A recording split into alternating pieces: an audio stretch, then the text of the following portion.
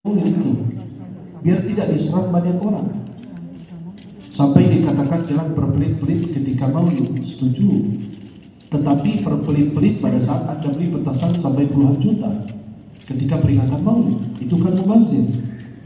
Daripada Anda beli petasan ketika maulid, walaupun itu kegembiraan Anda pada saat Anda membantu anak yatim di sekitar masjid, sekitar musola kita.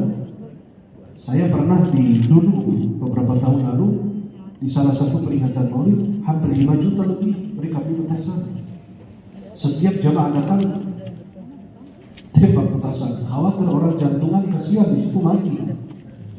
Maka kita harus mengukur, boleh sama agama, sama maulid jangan berbelit-belit, tapi harus juga kita atur. Jangan sampai kita melakukan yang namanya mubazir. Makanan kalau lebih, hidangkan aja secukupnya buat jamaah. Kalau ditambahkan silakan ditambahkan. Daripada makanan banyak kemudian dihambur-hamburkan. Kalau ada sisa, bagikan ke tetangga, bagikan ke anak yatim, orang fakir miskin. Jangan sampai kita ada hal-hal yang melanggar kemudian jadi sorotan hingga kita diserang. Maulid itu banyak begini begitu. Maka kita harus selalu mempertimbangkan. Panitia maulid itu selalu menghidangkan makanan. Kalau perlu ditambahkan. Daripada lebih kemudian mubazir, nggak dimakan orang, diacak orang, kan nggak ada yang mau makan sisa orang begitu. Halo? Di situ? Alhamdulillah.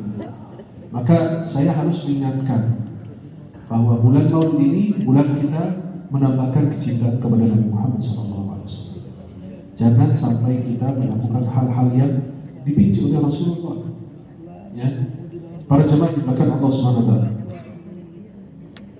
Kita melanjutkan kitab kita Jalan Meraih Hidayah Allah Subhanahu Wa Taala dalam kitab Bidayatul Hidayah karangan Imam Al-Ghazali rahimahullah taala.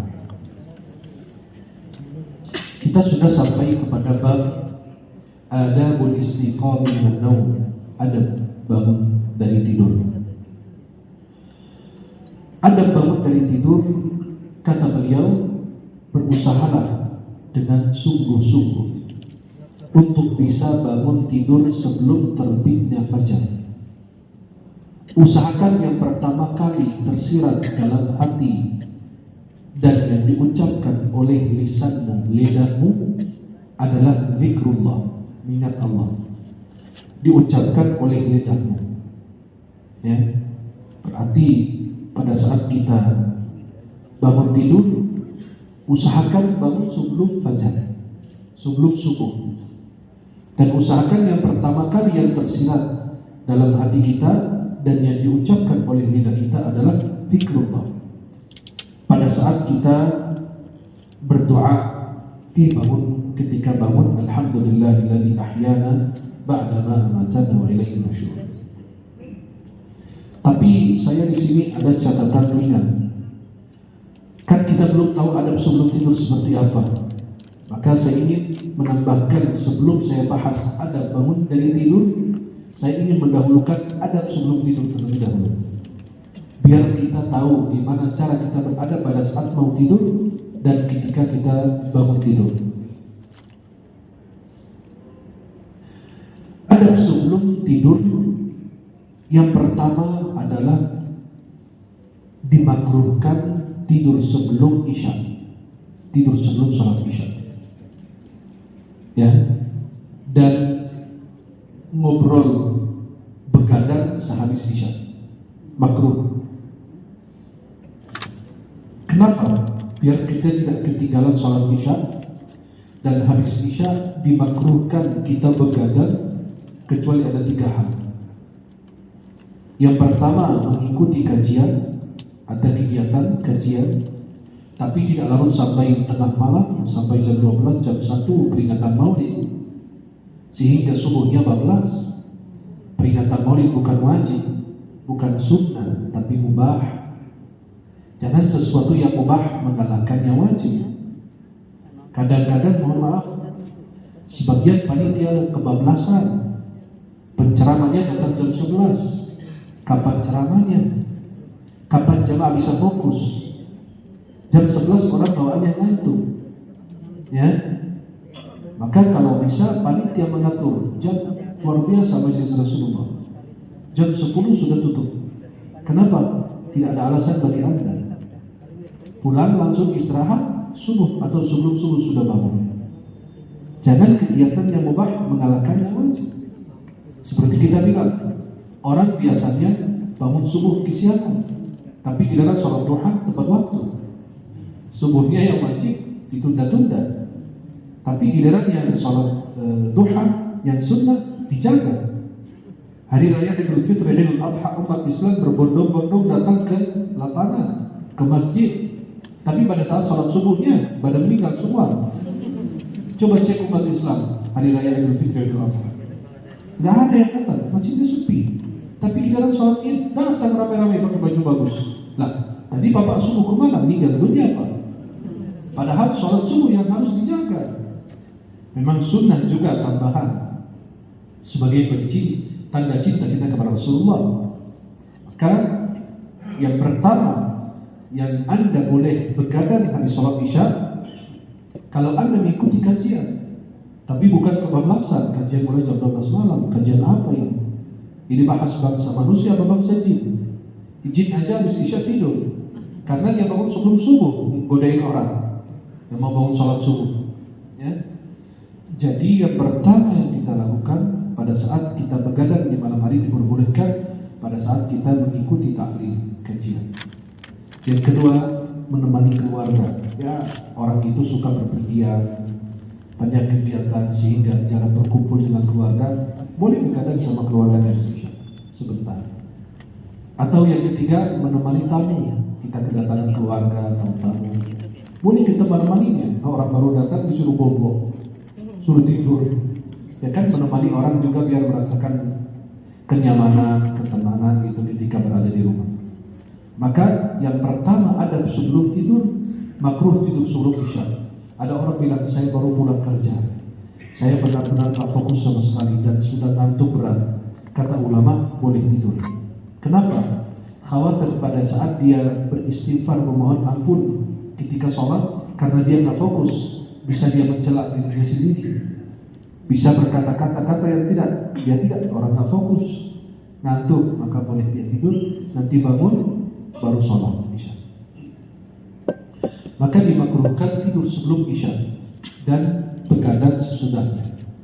Kecuali 3 hal yang saya sebut: menuntut ilmu, yang kedua menemani keluarga, atau menemani tamu. Yang kedua, berwudu sebelum tidur. Jadi sunnah. Kenapa? Tidur itu saudara daripada kematian. Maka kita sebut alhamdulillahilladzi ahyana ba'da ma amatana. Segala puji bagi Allah yang telah menghidupkan kami kembali sesudah kami diwafatkan. Maka itu disebut wafat kecil. Orang tidur itu seperti orang mati, maka disebut mati kecil. Mati besar adalah orang roh itu lepas dari jasad kita. Maka berwudu terlebih dahulu sebelum tidur. Kenapa? Kalau Anda tidur dalam keadaan wudu, berarti dalam keadaan suci. Mudah-mudahan kalau orang tersebut meninggal malam tersebut husnul khatimah. Ya. Kemudian yang ketiga, nafdul firashi qabla an-naum, mengipas, membersihkan kasurnya sebelum tidur. Kenapa?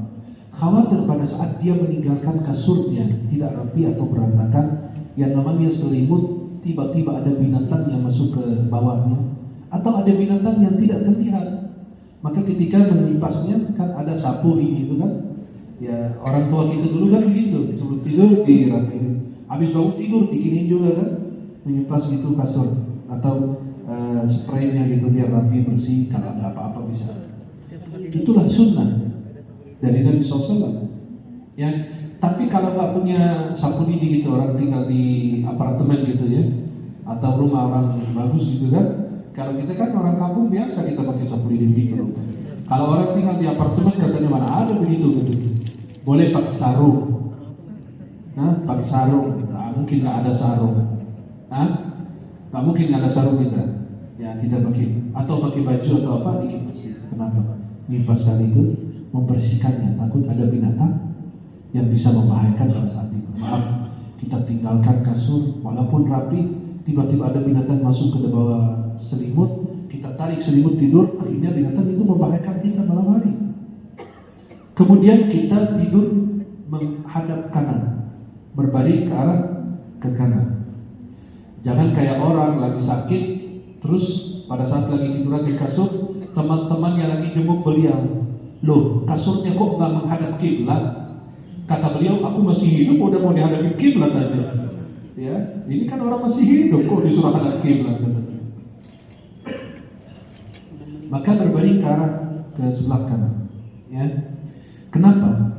Karena kata Imam Ibnul Qayyim ini lebih bagus untuk jantung, lebih sehat. Coba lihat, semua sunnah Nabi SAW pasti ada hikmahnya. Ya, ada orang syekh, aku ini bini saya ini suka rusuh. Kalau aku menghadap kanan, kata istrinya, masa kamu membelakangi aku? Hadap ke sini dong. Astagfirullah. Jadi serba salah kata beliau. Saya bilang nggak apa-apa, mulai ke kanan dulu baca zikirnya, baru menghadap yang mulia istri. Kalau tidak, tukar aja tempat, suruh istri. Kata dia, mau istri saya sebelah kiri, kata dia. Suaminya selamat, dia enggak. Jadi kita menghadap kanan, kemudian berbaring ke arah kanan, itu lebih sehat untuk jantung kita. Kemudian kita mengumpulkan dua telapak tangan kita, itu namanya ruqyah mandiri sebelum tidur. Ya, ruqyah itu sunnahnya mandiri. Sunnah kita meruqyah diri sendiri, bukan diruqyah orang. Kita diruqyah orang pada saat kami tidak mampu melakukannya. Halo? Daripada kita diruqyah orang, kita ruqyah mandiri. Ini ruqyahnya sebelum mau tidur. Pada saat menjelang tidur, kita mengumpulkan dua telapak tangan kita seperti ini. Kemudian kita baca Qul huwallahu ahad, Qul a'udzu birabbil falaq, Qul a'udzu birabbin nas, kemudian ditiup 3 kali. Kemudian diusapkan ke wajah dengan dua telapak tangan, ke kepala, wajah, dan bagian yang bisa disentuh oleh tangan kita. Diulang sampai 3 kali. Jelas? Maka itu bisa diajarkan kepada anak-anak kita, apalagi orang yang suka mimpi buruk, mimpi tetangga, ya. Itu orang yang suka mimpi buruk itu, atau orang-orang yang ingin melakukan ruqyah, ini ruqyah mandiri, sunnah. Sayyidah Aisyah bercerita, inilah Nabi SAW pada saat beliau menjelang tidur, beliau melakukan ruqyah mandiri. Ini diantara cara kita meruqyah diri kita sendiri. Kemudian diusapkan ke jasad beliau atau bagian yang disentuh oleh tangan beliau, dilakukan 3 kali. Kemudian yang kelima, membaca ayat Al-Kursi sebelum tidur. Ya. Yang pertama, makruh tidur sebelum Isya dan begadang sehabis Isya kecuali 3 hal yang kita sebut.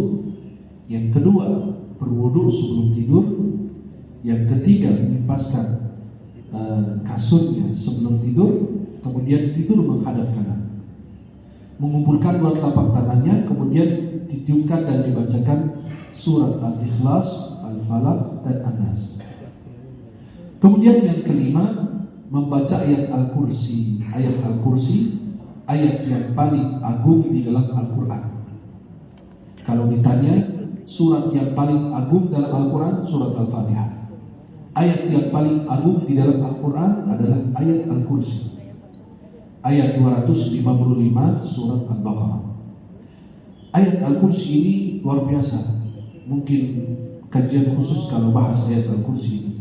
Di mana manfaatnya, faidahnya, keberkahannya. Maka dianjurkan habis sholat fardu kita baca ayat Al-Kursi. Disunahkan. Kita membaca ayat Al-Kursi sebelum tidur. Kenapa? Kalau orang yang baca ayat Al-Kursi malam tersebut ketika menjelang tidur, tidak ada satupun syaitan yang mengganggunya sampai pagi hari. Itu dalam hadis Sahih Bukhari, hadis Sahih. Dan itu yang diajarkan jin kepada Abu Hurairah. Jin itu kan menjelma dalam bentuk manusia, dia mencuri kurma sedekah. Ditangkap Abu Hurairah sampai 3 kali. Yang ketiga, aku tidak mau lepas kau ini. Harus aku bawa kamu ke Rasulullah. Kata dia apa? Mau gak kamu lepas aku dan aku kasih amalan bagus? Apa amalannya? Kalau kamu menjelang tidur baca ayat kursi, tidak akan didekati oleh syaitan manapun. Padahal dia sendiri syaitan juga, jin juga dia. Maka kadang-kadang orang nggak benar itu ada nasihatnya juga ya. Kadang-kadang dia nggak pernah sholat tapi menasihati orang untuk sholat. Diceritakan ada orang dulu tunanetra, orang buta, menuju ke masjid. Pada saat hari pertama jatuh, tiba-tiba pada saat menuju ke masjid sholat subuh, jatuh di lubang. Ya kan orang kalau jatuh dapat celaka, dapat musibah, diampuni dosanya. Ya, separuh dosanya diampuni gitu kan. Kemudian besok pagi hari udah menjelang subuh, hampir mau jatuh di lubang yang sama, ada yang nuntut dia, sini jangan sampai jatuh lagi, kata dia. Diantar sampai pintu masjid. Kata bapak itu, terima kasih nak. Kamu dari siapa? Aku ini syaitan. Masya Allah, baik banget kata beliau. Oh bukan baik, tapi kemarin kamu jatuh di lubang ini diampuni separuh dosanya. Kalau kamu jatuh hari ini, habis. Aku gak punya kerjaan. Kamu sudah diampuni semua, aku gak punya apa-apa.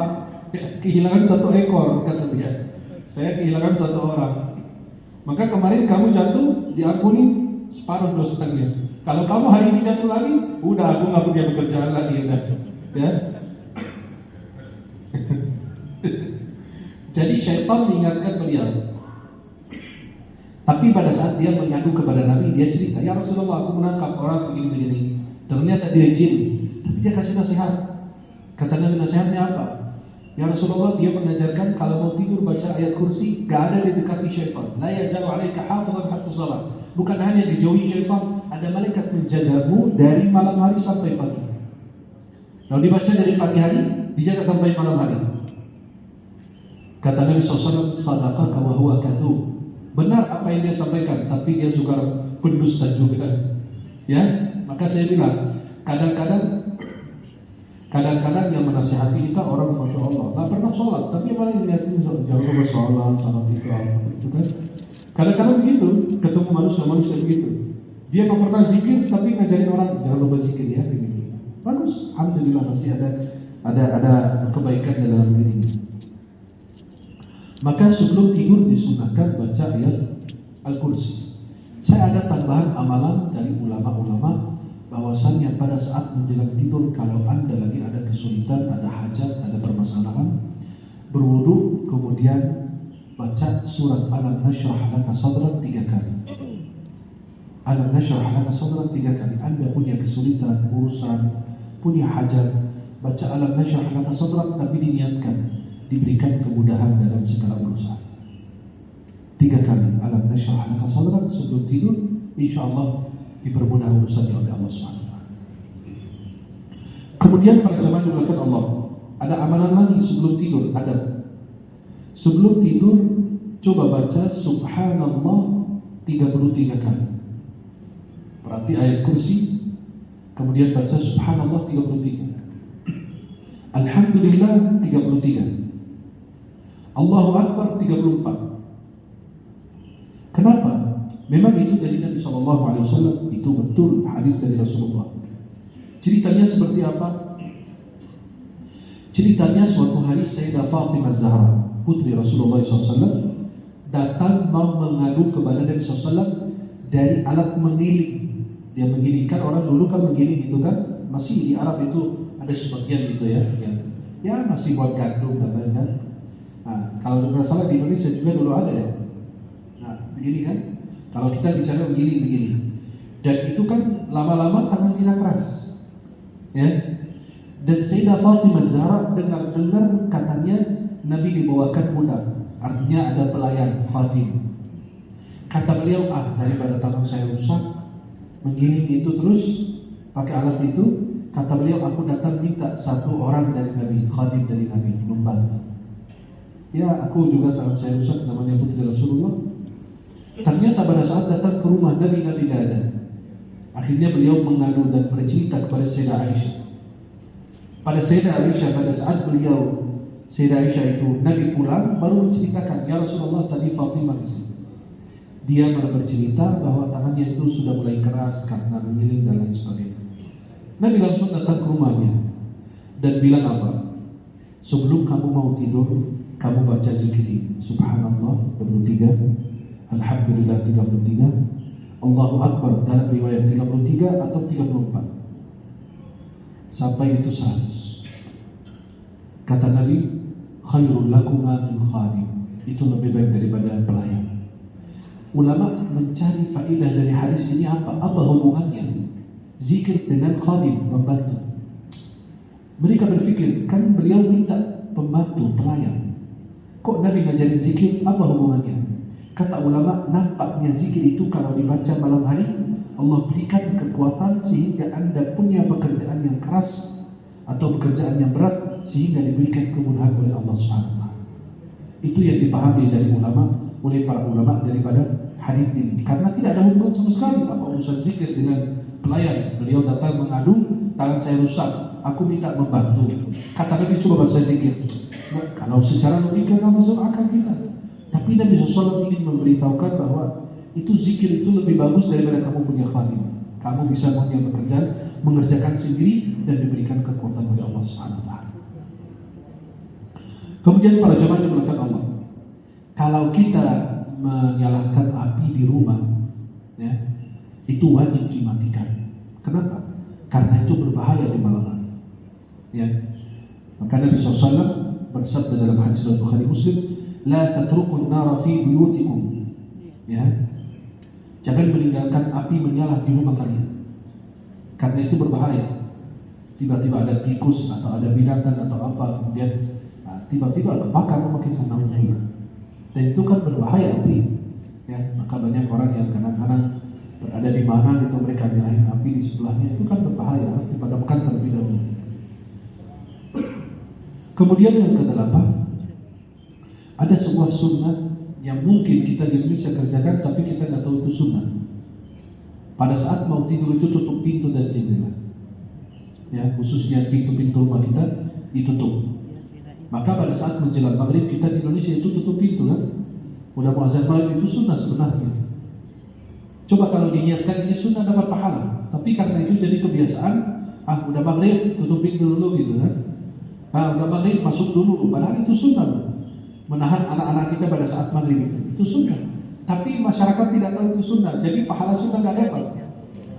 Seperti orang mandi biasa dengan mandi untuk sholat Jumat kan beda pahalanya. Apalagi mandi untuk menghilangkan wajib. Maka niat itu bisa membedakan antara yang kebiasaan adat dan ibadah. Adat itu apa? Orang gerak mandi itu adat kebiasaan. Beda dengan ibadah. Ketika mau sholat Jumat, ketika mau sholat Id, itu kan ibadah. Ketika mau ihram dan lain sebagainya. Maka para jemaah yang dimuliakan Allah, kita menutup pintu-pintu rumah dan semua bencana yang kita punya kita tutup. Maka sebelum tidur, kalau di dapur Anda lihat tempat terbuka, makanan terbuka ditutup.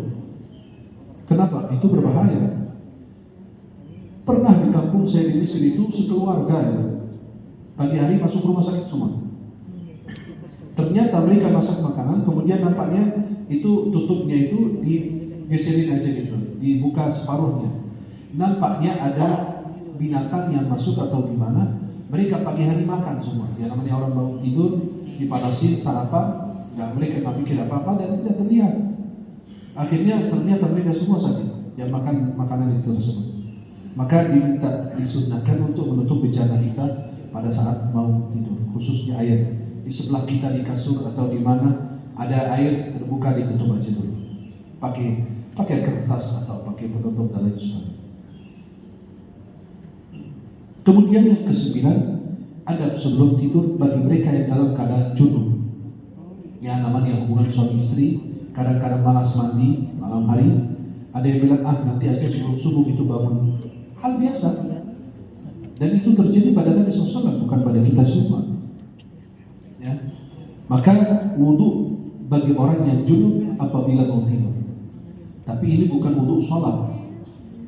Nabi SAW kata Sayyidah Aisyah, apabila Nabi SAW mau tidur dan beliau dalam keadaan junub, beliau membersihkan kemaluannya, kemudian beliau wudu seperti wudu sholat. Hadis riwayat Bukhari Muslim. Halo? Ini serius apa bohong ini pada penonton ini? Jadi disunahkan bagi mereka yang junub hadas besar, sehabis berhubungan suami istri, dia malas mandi. Adabnya membersihkan kemaluannya, kemudian berwudu baru tidur. Itu terjadi pada Nabi juga. Maka itu boleh, tidak masalah. Menjelang subuh bangun mandi baru sholat. Khawatirnya bangun subuh lupa mandi, ke masjid, selesai sholat baru ingat, wah doa terus lagi. Itu mungkin, namanya manusia itu hilang kan.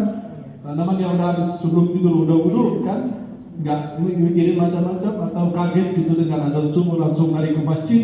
Apalagi dia jadi imam lagi, masya Allah. Hati-hati imam-imam ya. Ya, kalau jadi imam repot nanti jemaah. Kayak dulu ada seorang makmum menampar imam, ditampar tuh imam sama makmum. Ya kan nggak pantas makmum nampar imam. Kalau imam nampar makmum masih wajar. Dia orang posisinya lebih tinggi, kayak khatib sama jamaah yang ikut Jumat gitu. Ini beliau ditampar itu sama makmum, dibawa ke mahkamah, ke pengadilan, ditanya sama qadhi, sama hakim. Itu zaman dulu terjadi, diceritakan demikian. Kenapa? Ditanya sama hakim, kok berani-berani kamu nampar imam?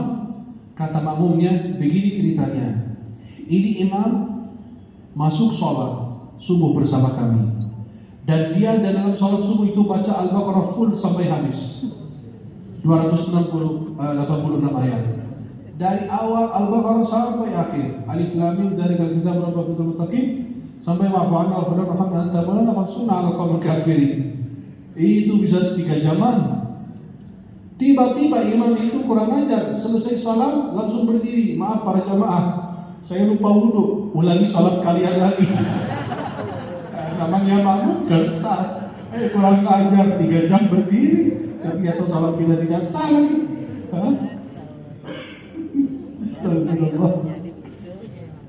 Jadi itu bisa terjadi. Yang namanya imam juga gila, gitu. Tapi yang bikin kesal makmumnya itu, ini orang udah baca Al-Baqarah sampai habis, malah selepas salam berdiri, mohon maaf para makmum, ulangi salat kalian lagi. Aku lupa wudu. Aku langsung maju, aku hajar tuh imam itu kan dia. Sampai pernah terjadi di zaman Imam Abu Hanifah. Imam Abu Hanifah itu jadi imam, beliau kan ulama besar. Beliau makamnya ada di Irak, karena beliau orang Irak juga. Itu Imam Abu Hanifah itu subhanallah, ada orang mau berpergian. Orang Arab dulu kalau mau berpergian, beliau itu mereka sebelum terbit matahari sudah jalan. Ya namanya karena panas, kesan pada pasir dan lain, gurun itu, mereka itu sebelum habis subuh langsung jalan. Biar kalau sudah panas, sudah sampai ke lokasi. Tiba-tiba bapak ini udah bawa kendaraan, bekalan sudah disiapkan, udah masuk sholat subuh sama Imam Abu Hanifah. Imam Abu Hanifah baca surat Al-Baqarah, kelamaan. Ini orang baru keluar, sudah terbit matahari, udah nggak bisa, gagal dia berangkat. Esok hari mau pergi lagi karena kemarin gagal, tapi datang ke masjid yang sama, udah tahu digigit di situ, bermasalah di situ, kenapa datang di situ lagi? Tapi pada saat masuk, lah Imam Abu Hanifah lagi, imam yang kemarin. Akhirnya dia mau mengingatkan beliau, aku mau pergi, jangan lama-lama bacanya salat subuhnya. Dia manggil muridnya, sini, tolong sampaikan ke Imam Abu Hanifah, aku ini mau pergi, kemarin gagal gara-gara beliau, jangan sampai hari ini gagal lagi. Kata muridnya, ya udah saya sampaikan. Disampaikan ke Imam Abu Hanifah. Surat Al-Baqarah itu sapi artinya. Murid itu maju bilang, Imam, ada orang mau pergi, dia minta baca yang pendek-pendek. Kata Imam Abu Hanifah, ya udah bilang sama beliau kita baca surat Al-Fil. Al-Fil artinya gajah. Sampai ke orang itu, namanya orangnya orang seon itu, dengarnya, mau baca surat Al-Fil. Kemarin aja surat sapi berapa jam gagal, apalagi surat gajah. Pikiran beliau begitu, surat gajah berarti lebih besar, padahal segini gitu, cuma berapa baris doang gitu kan. Kata beliau, enggak jadi saya sholat di sini. Pergi dia keluar dari masjid. Pada saat dengar, oh kemarin surat sapi aja berapa jam, habis waktu saya, enggak jadi berangkat. Apalagi hari ini surat gajah, lebih lama lagi kata beliau. Padahal kadang-kadang nama surat-surat An-Naml, semut, panjang malah. Surat Al-Fil malah pendek. Bukan dari nama suratnya, isi suratnya itu. Kata beliau, waduh kacau. Kemarin aja surat sapi aja berapa jam gagal, apalagi hari ini surat gajah, nambah parah lagi kata dia. Akhirnya keluar dari masjid. Ditanya sama orang di depan, Anda keluar dari masjid pada saat sholat subuh? Kata beliau, ini imamnya kemarin baca surat Al-Fil, surat Al-Baqarah, lama sekali. Hari ini mau baca surat Al-Fil, lebih lama lagi kata dia. Akhirnya dia pergi meninggalkan masjid tersebut. Maka para jemaah yang dimuliakan Allah, apabila kita mau tidur dalam keadaan junub, maka kita membersihkan kemaluan kita, kemudian kita berwudu terlebih dahulu. Sebagaimana sunnah Nabi Muhammad SAW. Kemudian yang ke-10, itu sering kita lihat di Indonesia hal ini. Orang tidur tungkuran, ya, di atas perutnya gitu. Dan itu sering kita lihat di masjid-masjid. Itu sayang sekali. Itu dibenci oleh Allah, itu dilarang. Ya. Nabi SAW mengatakan, "Hadhihi dhaj'atun la yuhibbuha Allah." Orang tidur tungkuran itu tidur yang dibenci oleh Allah. Maka Nabi SAW melihat orang tidur tungkuran di masjid, Nabi SAW menegurnya, bangun, ini tidur yang dibenci oleh Allah SWT. Maka jangan sampai dilakukan hal demikian. Itu lihat adabnya pada saat tidur, jangan tidur tungkuran. Ya, itu dimakruhkan. Kemudian para jamaah yang dimuliakan Allah, ada sebuah zikir. Kalau Anda baca di malam hari, doa Anda mustajab langsung. Ya, itu doa Anda mustajab. Apa zikirnya? Nabi bersabda, apabila seseorang di antara kalian bangun tengah malam, kalau Anda bangun di tengah malam, kemudian Anda membaca zikir ini, La ilaha illallah, wahdahu la syarika lah, lahul mulku wa lahul hamd, wa huwa ala kulli syai'in qadir. Alhamdulillah, subhanallah, la ilaha illallah, Allahu akbar, wa la hawla wa la quwwata illa billah. Saya ulangi lagi zikirnya. La ilaha illallah, wahdahu la syarika lah, lahul mulku wa lahul hamd, wa huwa ala kulli syai'in qadir. Alhamdulillah, subhanallah, wa la ilaha illallah, wallahu akbar, wa la hawla wa la quwwata illa billah. Kata Nabi, orang yang bangun tengah malam, idza ta'arra min al-lail, istayqadha min al-lail, bangun di tengah malam jam 1, jam 2, jam 12, antum terbangun gitu, mau ke WC, baca zikir ini. Kata Nabi, yang baca zikir ini, kemudian dia berdoa, Allahumma ghfirli. Ya, kemudian dia mengatakan, ya Allah ampunilah saya. Atau dia berdoa, akan Allah ijabah doanya. Kalau berdoa, coba kalau pada saat kita bangun tidur tengah malam, La ilaha illallah wahdahu la syarika lah, lahul mulku wa lahul hamdu wa huwa ala kulli syai'in qadir.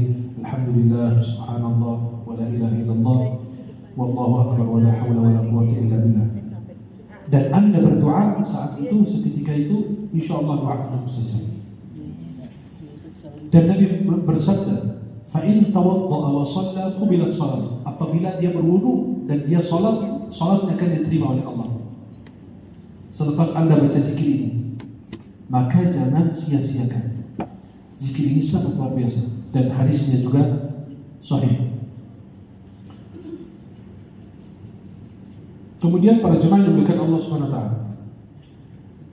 kita melanjutkan tentang adab yang dijelaskan oleh Imam Al-Ghazali rahimahullah ta'ala, adab bangun dari tidur.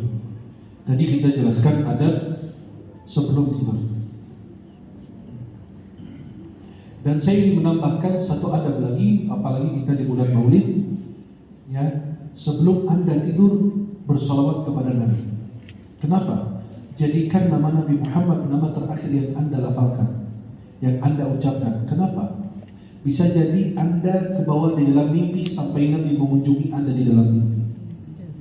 Kita kalau punya uang, kita datang mengunjungi Rasulullah, umrah, haji, kita ziarah makam Nabi. Tapi kalau kita tidak punya uang, biarkan Nabi yang hadir mengunjungi kita. Dengan apa? Berbanyak sholawat kepada Nabi Muhammad SAW. Seorang murid datang kepada gurunya, ya Syekh, tolong kasih amalan agar saya bisa mimpi Rasulullah. Kata gurunya, nanti malam aku menjamu kamu di rumah saya. Datang itu murid, dihidangkan makanan yang bermacam-macam, tapi semua makanan asin, ditambahkan garamnya. Kata guru, silakan makan makanan ini dan tidur, tidak boleh minum sampai subuh. Baru kamu datang ke saya bercerita, kamu mimpi Nabi kita. Akhirnya murid tersebut makan makanan tersebut lahap. Kenapa? Karena mau mimpi Nabi. Kemudian dia tidur dan tidak minum. Bangun pagi hari datang ke gurunya, ditanya, sudahkah mimpi Rasulullah? Tidak. Nabi tidak mengunjungi kamu tadi malam? Tidak. Terus kamu mimpi apa? Kata muridnya, cuma mimpi air doang. Air sungai, air laut, air terjun, semua air. Itu semua air jenis air aku minum. Kata gurunya, coba kalau kamu ganti air ini dengan Rasulullah, gimana caranya? Sebelum kamu mau tidur, kamu menghayati air, memikirkan air, membayangkan air. Yang datang dalam mimpi adalah apa yang kau bayangkan, apa yang kau inginkan. Coba kalau sebelum tidur kamu membayangkan Nabi, menghayati Nabi, bersalawat kepada Nabi, Nabi akan hadir menggantikan air ini. Coba kalau kita benar-benar rindu Nabi ketika menjelang tidur, mungkin nggak pernah kita.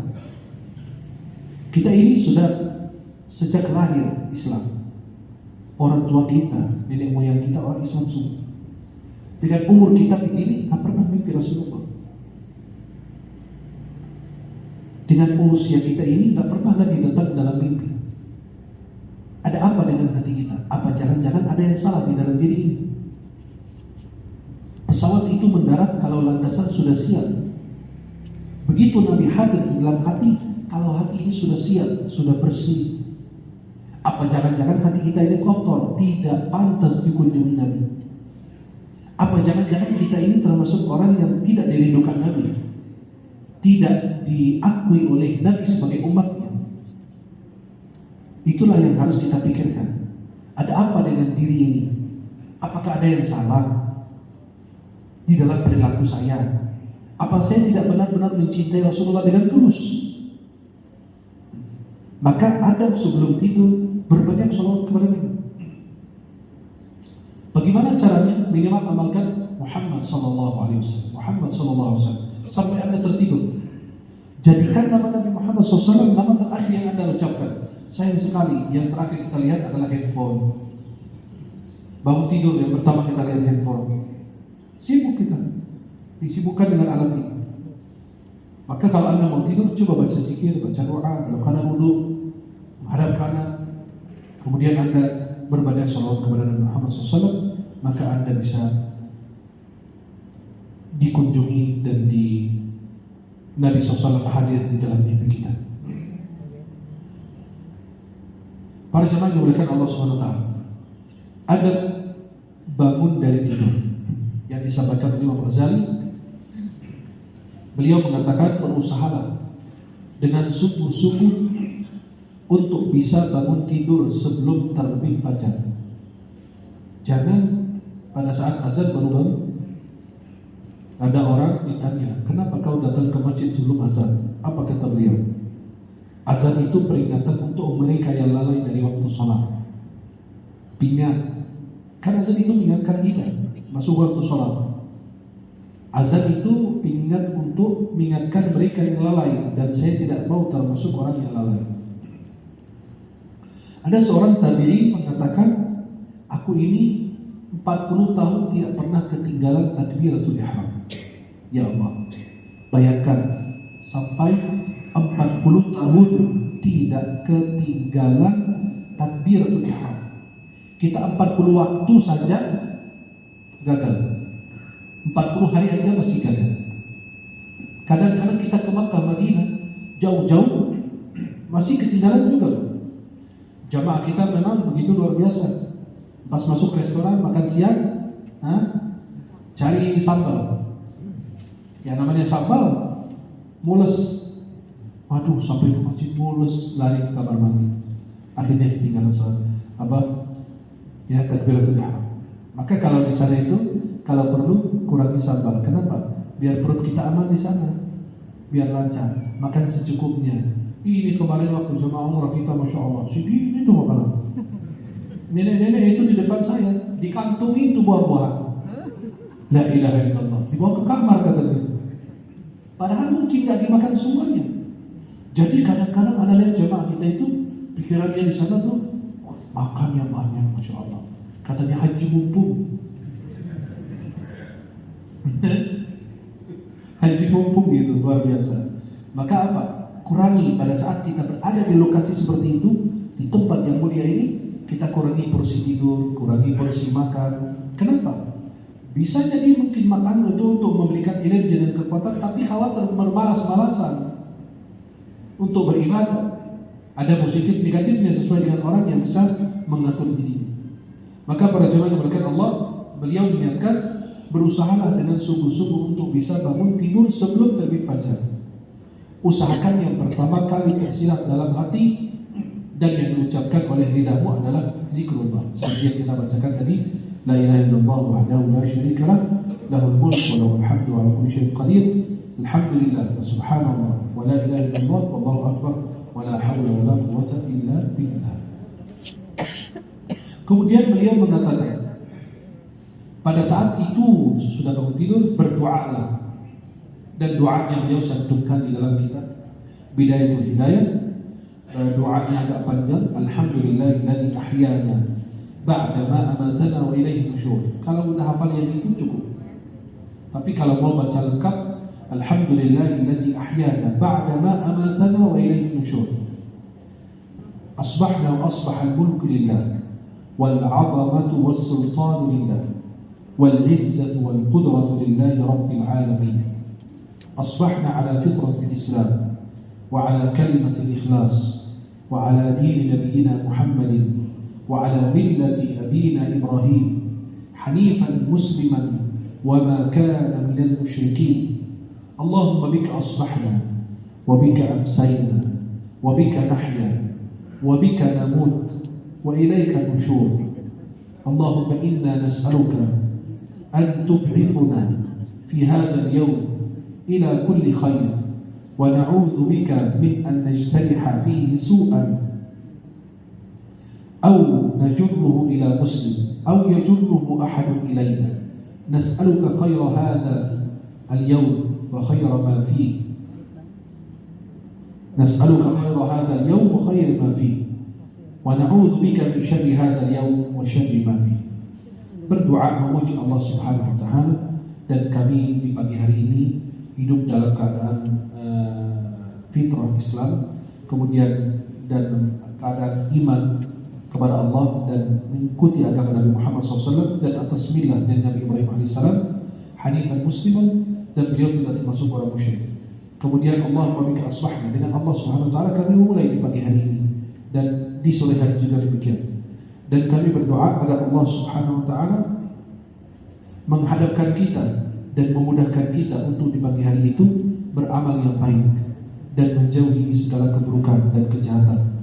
Atau kita mendorong orang lain melakukan kejahatan, atau orang lain mendorong kita untuk berbuat kejahatan dan keburukan.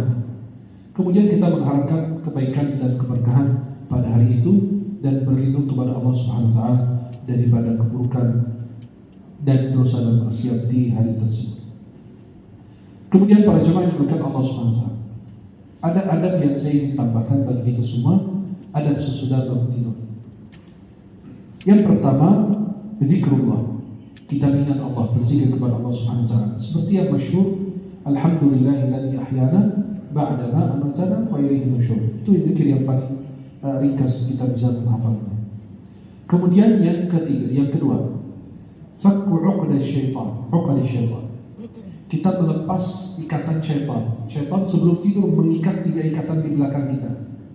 Di sini. Syaitan kalau kita mau tidur mengikat 3 ikatan di sini. Pada saat kita terbangun, kemudian kita berzikir, terlepas atau terbuka ikatan pertama. Pada saat kita bangun tidur berzikir seperti yang kita sampaikan tadi, atau zikir yang lain, terlepas atau terbuka ikatan pertama. Kemudian ketika berwudu, lepas ikatan kedua. Kemudian kita sholat, lepas ikatan ketiga. Maka orang itu walaupun tidur sebentar, tapi pagi hari ini badannya segar. Ya. Tapi kalau orang yang tidur sampai dia tidak bangun, tidak zikir, tidak apa, akhirnya kata Nabi SAW, pagi hari itu jiwanya tidak bagus dan bermalas-malasan. Walaupun tidur berjam-jam tidak. Ya.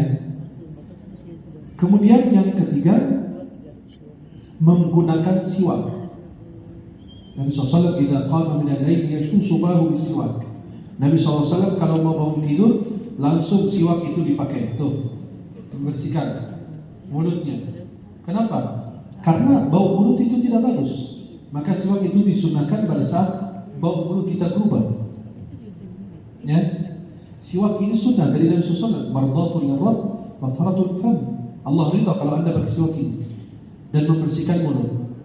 Dan dalam kitab Al-Iqna' mazhab Syafi'i dijelaskan siwak ini yang sering digunakan akan ingatkan kita kepada kalimat tauhid. Ya, bisa melafalkan kalimat tauhid dan bisa memudahkan roh kita keluar. Pada saat sakaratul maut kadang-kadang orang merasakan kesulitan, ini akan memudahkan roh kita keluar. Dan ini yang amalan terakhir yang Nabi lakukan adalah siwak sebelum wafat sallallahu alaihi wasallam. Ya, siwak cuma berapa gitu. Itu bisa sunnah Nabi SAW. Kemudian sunnah ini dianjurkan pada saat bangun tidur, sebagaimana Nabi lakukan. Kana yashushu fahu bis-siwak. Ya, bersihkan mulut dengan siwak. Kemudian atau ketika berubah bau mulut kita, ya jadi tidak sebagus gitu, menggunakan siwak. Pada saat bermunajat kepada Allah, bersihkan mulut dengan siwak.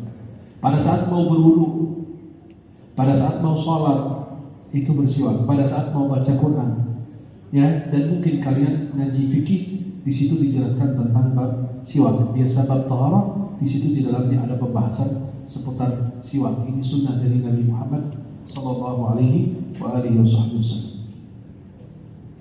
Kemudian para jemaah yang dimuliakan Allah Subhanahu wa taala, pada saat kita ada ketika bangun dari tidur, kita membangunkan keluarga kita di tengah malam untuk sholat qiyamul lail.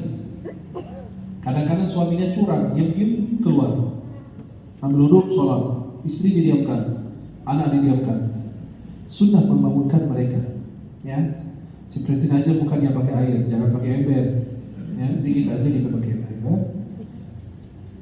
Maka pada saat kita tengah malam bangun, kita bisa membangunkan keluarga kita. Kenapa? Keutamaan sholat malam itu luar biasa. Nabi bersabda dalam hadis riwayat Tirmidzi, "Alaikum biqiyamil lail fa innahu da'bus shalihin qablakum." Hendaklah kalian bangun sholat malam, karena itu kebiasaan orang saleh sebelum kalian. Karena menjadi apa? Maghfaratul sayyi'at, menghapus dosa-dosa kalian. Wa madghadatul lida'i 'anil jasad, menjauhkan penyakit dari tubuh. Kenapa? Kalau Anda makan tidur kemudian bangun tengah malam bergerak, keringatan, kemudian di situ lepas racun keluar dari tubuh kita. Maka itu janji dari Nabi SAW. Kemudian Ibrahim bin Adham pernah didatangi oleh seseorang dan dia bertanya atau menjelaskan kepada beliau, "Inni la aqdiru ala qiyamil lail fasufli dawa." Aku ini tidak bisa bangun salat malam. Tolong kasih resep kepada saya, kasih obat kepada saya, kasih amalan kepada saya agar saya bisa bangun malam. Kata Ibrahim bin Adham, la taqsihi bin nahar, jangan engkau maksiat di siang hari. Wa huwa yuqimuka baina yadayhi fil lail. Kalau engkau tidak maksiat di siang hari, Allah akan bangunkan Anda di tengah malam. Fa inna wuqufuka baina yadayhi fil lail min a'zami syaraf. Karena Anda bangun di tengah malam itu sebuah kemuliaan. Wa hadha syaraf la yastahiqu al-'asi. Kemuliaan ini tidak bisa didapati oleh orang ahli maksiat. Ada orang berkata kepada Al-Hasan Al-Basri, "Wahai Imam, aku ini sebelum tidur niat mau bangun tahajud, mau bangun salat malam. Dan tidur dalam keadaan sehat. Sudah punya niat tidur dalam keadaan sehat. Yang ketiga, saya berwudu sebelum tidur. Tapi kenapa saya tidak bangun?" Apa jawaban beliau? "Qayadatka dunubuka." Dosamu telah mengikatmu sehingga Anda tidak bisa bangun salat malam. InsyaAllah kita akan melanjutkan pembahasan kita seputar adab sesudah bangun tidur. Yang terakhir beliau jelaskan, ya, bila kita selesaikan adab sesudah bangun tidur, beliau mengatakan ketika mengenakan pakaian masih ada sesudah bangun tidur. ketika Anda mengenakan pakaian, niatkanlah pula dalam untuk mentaati perintah Allah, yaitu menutupi aurat. Kan kita punya perintah dari Allah Subhanahu wa taala, ya, untuk kita wajib menutupi aurat kita. Kemudian jangan sekali-kali engkau mempunyai maksud mengenakan pakaian atau mengenakan pakaian tersebut untuk pamer kepada orang lain. Biasa orang kadang-kadang ya bajunya begini terus pamer dilihat mewah dan bagus, itu berbahaya. Tetapi dianjurkan para ulama harus menggunakan pakaian yang paling bagus, yang paling rapi, yang paling bersih. Kenapa? Karena menjadi panutan banyak orang. Biar orang ahli ilmu itu tidak diremehkan, ya, tidak diremehkan, atau ilmu itu diremehkan. Maka beliau mengatakan, jangan sekali-kali engkau mempunyai maksud mengenakan pakaian untuk pamer kepada orang lain, akibatnya engkau pasti akan merugi.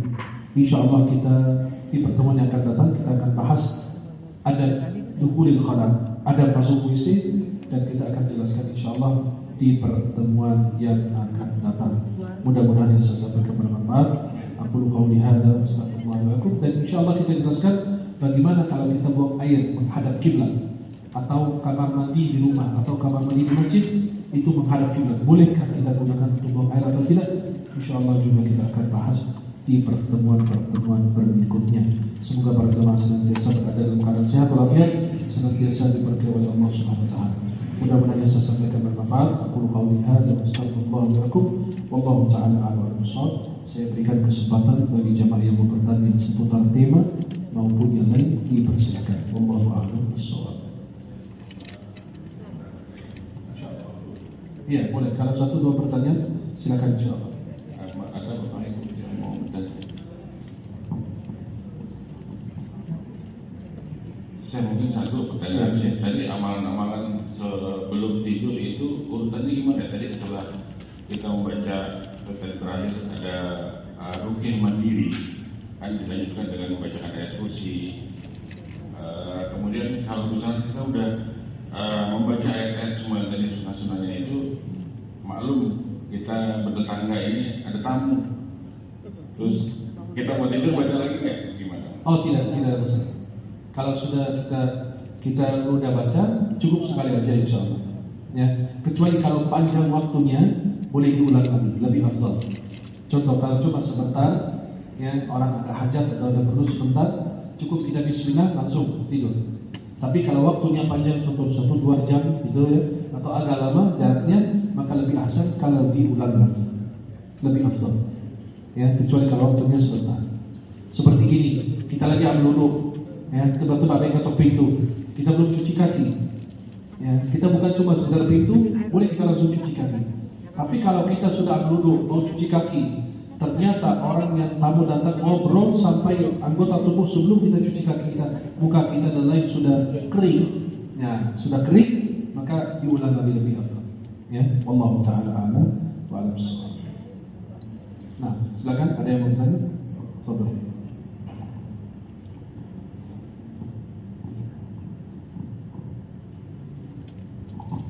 Terima kasih Pak. Pertanyaan saya untuk membedakan kalau itu perbuatan perbuatan sunnah dengan yang habit itu kebiasaan. Kalau kita berdekat itu adalah sebuah kebiasaan, itu kita tidak mendapatkan sunnah. Nah, kalau kita dengan niatan sunnah itu membedakannya gimana? Membedakannya itu dengan niat. Kalau kita sudah punya niat, tutup pintu maghrib itu sunnah dari Nabi, karena Nabi yang bilang itu dapat pahala sunnah. Tapi kalau ini karena ya kebiasaan orang tua kita dari dulu bilang suruh tutup pintu, maka tidak dapat pahala. Cuma dapat aman dari gangguan binatang atau apa gitu kan. Jelas? Atau syaitan yang mengganggu. Tapi kalau niat dia yang membedakan, maka kata ulama ya, an-niyah tumayyizu bainal ibadah wal 'adah. Niat itu membedakan antara kebiasaan dan ibadah, dan membedakan antara dua ibadah, seperti niat sholat zuhur beda dengan niat sholat asar, beda dengan maghrib, beda dengan isya. Maka niat itu yang membedakan antara dua ibadah dan antara kebiasaan dan ibadah. Wallahu a'lam bishawab. Cukup banyak. Mari kita berdoa kepada Allah Subhanahu wa taala, semoga kita semua diberikan keberkahan, kesehatan oleh Allah. Bismillahirrahmanirrahim. Alhamdulillahirabbil alamin. Rabbana lakal hamdu kama yanbaghi li jalali wajhika wa li sultanik. Allahumma shalli ala sayyidina Muhammadin fil awwalin wal akhirin. Allahumma ij'al jam'ana hadha jam'an marhuma wa tafarraqana min ba'dihi ma'suma. Rabbana taqabbal minna hajatina waqdi hajatina wa'tina su'lana. Rabbana taqabbal minna innaka antas samiul 'alim wa tub 'alaina ya arhamar rahim. Allahumma rabbana atina fid dunya hasanah wa fil akhirati hasanah wa qina adzaban nar. Allahumma 'allimna ma yanfa'una wanfa'na bima 'allamtana wa zidna 'ilma. اللهم نسألك علما نافعا ورزقا حلالا طيبا وعملا متقبلا. ربنا آتنا في الدنيا حسنة وفي الآخرة حسنة وقنا عذاب النار. وصلى الله على سيدنا محمد وعلى آله وسلم والحمد لله رب العالمين. Jangan lupa para jemaat banyak istighfar dan banyak salawat di bulan ini. Semoga Allah ridhai kita semua. Mohon maaf jika ada kekurangan, mohon dimaafkan. Wallahu ta'ala a'la wa a'lam bissawab. Subhanakallahumma wa bihamdika asyhadu an la ilaha illa anta astaghfiruka wa atubu ilaik. Assalamualaikum warahmatullahi wabarakatuh.